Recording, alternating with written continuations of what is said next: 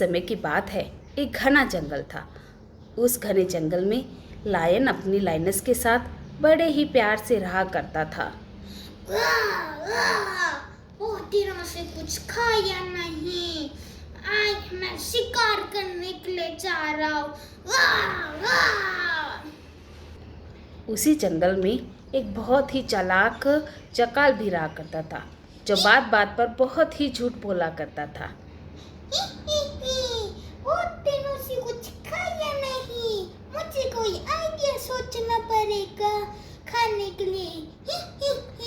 और वो जकाल जंगल के राजा के पास जाता है।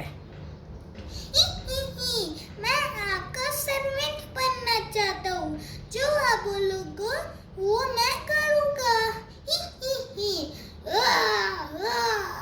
बहुत दिनों, ठीक है, तुम मेरे सर्वेंट हो और जो मैं बोलूँगा वो तुम करोगे। इसके बाद जंगल का राजा और जकाल मिलकर दोनों शिकार करते और खाना खाते। जकाल जंगल में आने वाले जानवरों के बारे में शेर को बताता और शेर उसका शिकार करता। इस तरह जकाल जंगल में भटकता और शिकार की तलाश करता। आज मोटा ताजा शिकार मिल जाए तो बात बन जाए। इस तरह एक दिन जब जकाल बैठा था तो एक सफ़ेद फॉक्स आकर पहाड़ी पे बैठी। जैसे ही फॉक्स पहाड़ी पर आकर बैठी, जकाल ने उसे देख लिया और बोला, एक शिकार मिल गया। जब मैं अपने राजा को बताऊंगा, वो मुझे एक इनाम देंगे। ये बात बताने के लिए जकाल जल्दी से राजा के पास पहुंचा और राजा से बोला, राजा, पास की पहाड़ी में एक शिकार आपका वेट कर रहा है। वाह वाह, चलो हम दोनों मिलकर उसका शिकार करते हैं। इसके बाद दोनों जने मिलकर उस शिकार करने के लिए पहुंचे। इसके बाद राजा और जकाल दोनों चले गए उस शिकार का शिकार करने के लिए।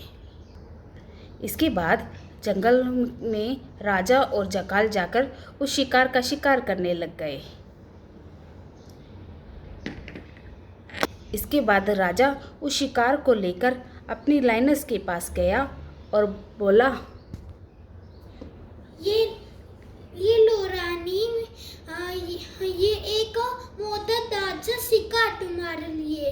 अरे वाह मेरे राजा, आज तो कमाल ही कर दिया। आज तो मैं पेट भर के खाऊंगी।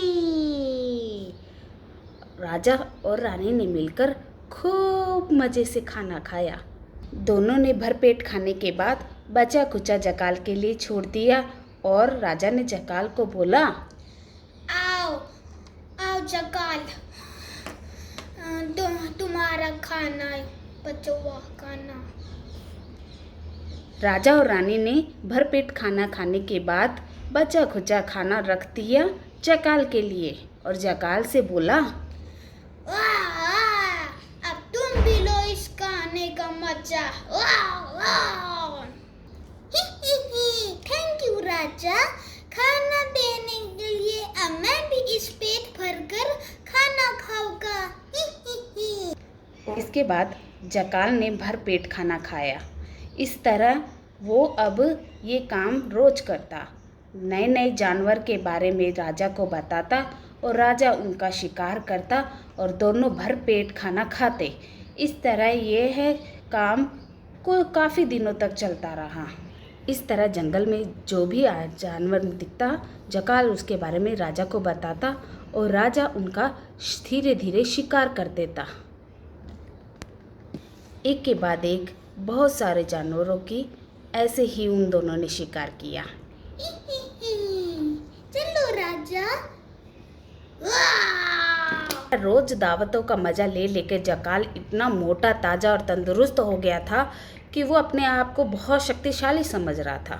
और वो एक दिन वो राजा के पास गया और राजा से बोला, अब मैं आपके साथ रहकर बहुत स्ट्रांग हो चुका हूँ।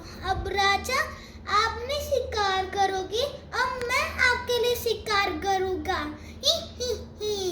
इसके बाद राजा ने उसे बोला, वाह वाह, ठीक है, अब तुम मेरे लिए शिकार कर लाओ। वाह वाह। राजा से अनुमति लेकर वो जकाल गया जंगल में शिकार करने के लिए। जैसे ही जकाल शिकार करने के लिए जंगल में गया, अरे ये तो बहुत वीक है, अरे ये तो वो मेरे लायक ही नहीं, मैं तो बिल्कुल लायक नहीं। अरे वाह, अब मिला असली शिकार। जंगल के राजा की तरह अब वो अपने आप को बहुत शक्तिशाली समझ रहा था। उसे लगा कि सिर्फ एलिफेंट ही है जिसका वो शिकार कर सकता है। जैसे ही जाकाल ने उस एलिफेंट पर अटैक करने की कोशिश की तो एलिफेंट ने अपनी ट्रंक से उसे इतना ज़ोर से हिट किया कि जाकाल जाके दूर गिरा। मुझे बहुत जोर की मारी। हा, आया बड़ा मुझे मारने, ये तो खुद मर गया। हा।